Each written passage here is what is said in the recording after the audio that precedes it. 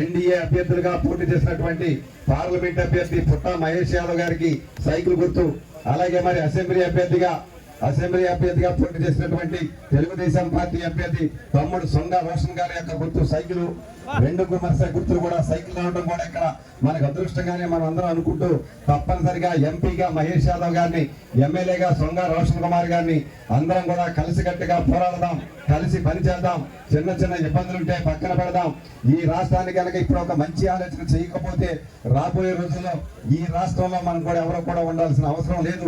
ఎందుకంటే ఈ జగన్మోహన్ రెడ్డి అనే వాడిని ఒక్కసారి ఊహించుకుంటామంటే మన పొలాల్లో మనం వెళ్ళి ఇది నా పొలం అని చెప్పుకునే హక్కు కూడా ఈ దుర్మార్గులు చేస్తాడు రాబోయే రోజుల్లో.